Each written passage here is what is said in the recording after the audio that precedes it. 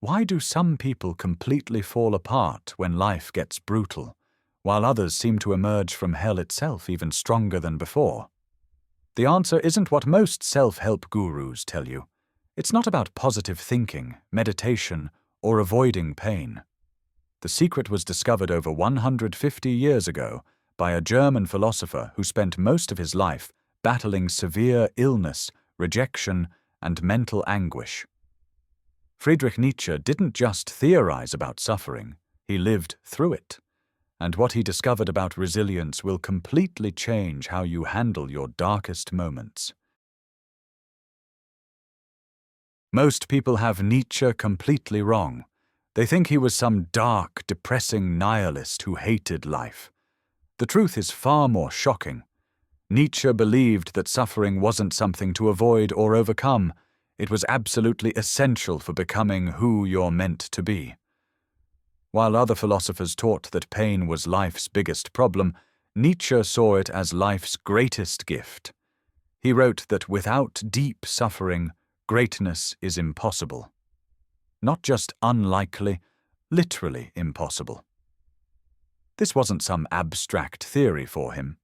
Nietzsche suffered from devastating migraines, stomach problems, and near blindness for most of his adult life.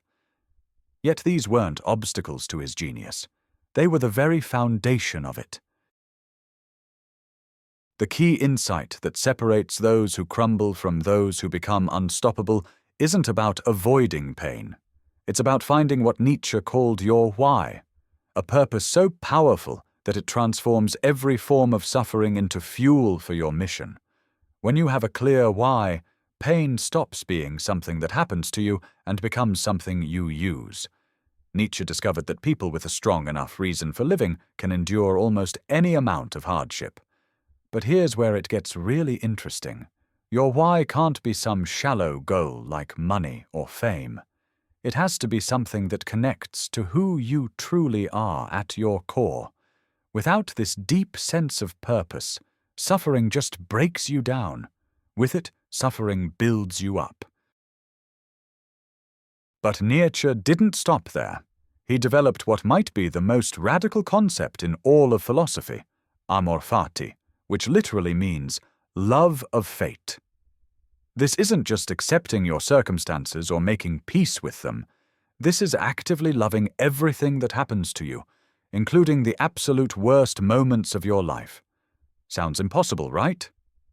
Nietzsche argued that when you truly understand your purpose, you begin to see that every painful experience was necessary to create who you are. The betrayals, the failures, the losses, they weren't random cruelties. They were essential ingredients in forging your character.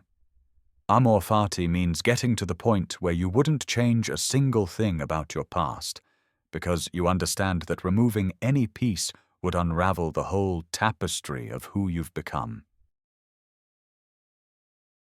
To test whether you've truly found your why, Nietzsche created what he called the eternal recurrence thought experiment. Imagine that you had to live your exact same life over and over again for eternity. Every moment of joy, every second of agony, every mistake and triumph repeated infinitely. Would you say yes to that? Most people would be horrified by the idea. But Nietzsche believed that when you've found your true purpose, when you've learned to love your fate completely, you would eagerly accept living the same life forever. This isn't masochism, it's the ultimate test of whether you're living authentically. If the thought of repeating your life terrifies you, you haven't found your real why yet. But when you discover that deeper purpose, everything changes. Suddenly, even your worst experiences become precious because they're part of the journey that led you to who you're meant to be. What's absolutely mind-blowing is how modern psychology has validated Nietzsche's insights. Researchers studying post-traumatic growth have found that people who develop resilience after major setbacks share specific characteristics. They find meaning in their suffering, they develop a stronger sense of personal purpose, and they often report feeling grateful for experiences they initially saw as purely negative. Viktor Frankl, who survived the Nazi concentration camps, built an entire therapeutic approach around Nietzsche's core insight that finding meaning in suffering is the key to psychological survival. Studies on resilience consistently show that people who maintain a sense of purpose during difficult times don't just survive, they often emerge stronger than they were before. But here's where things get dangerous. Nietzsche's philosophy has been twisted by people who completely missed the point. Some use his ideas to justify cruelty toward others or to glorify suffering for its own sake. That's not what Nietzsche meant at all. He wasn't saying you should seek out pain or inflict it on others. He was saying that when pain inevitably comes, and it will come to everyone, you can choose to let it destroy you or transform you. The difference lies entirely in whether you have a powerful enough why to give that suffering meaning. Without purpose, pain is just random cruelty. With purpose, pain becomes the raw material for becoming extraordinary. So how do you actually apply Nietzsche's wisdom to build real resilience? First, you need to identify your authentic why, not what others expect of you, but what genuinely drives you at your core. This often emerges from your deepest struggles, not your easy victories. Second, practice reframing your past suffering as necessary preparation for your mission. Those experiences you wish you could erase might actually be your greatest assets. Third, when new challenges arise, ask yourself how this difficulty might be preparing you for something greater. Finally, work toward amor fati, gradually learning to appreciate even your most painful experiences as essential parts of your story. This isn't about becoming emotionally numb or pretending pain doesn't hurt. It's about developing such a strong sense of purpose that you can extract value from any experience. Nietzsche spent his final years descending into madness, but his ideas about resilience have helped millions of people find strength in their darkest moments. The next time life hits you with something brutal, remember his core message: you have a choice.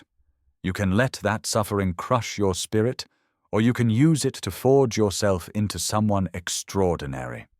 The pain you're avoiding might actually be the exact experience you need to discover who you're truly meant to become. Your why is waiting for you on the other side of your suffering. Now it's your turn. Pause this video and write down your why in 30 seconds. No overthinking. Just let your heart decide. What do you truly live for when everything else falls away? That line on your paper is the keystone of your resilience. It will help you bear almost anyhow. And when you're ready, share it in the comments. Your why might light someone else's spark. Because Nietzsche wasn't speaking to philosophers in ivory towers. He was calling out to every one of us, ordinary souls facing extraordinary struggles. The question is no longer what you can't endure, but what you can't live without. What's your why?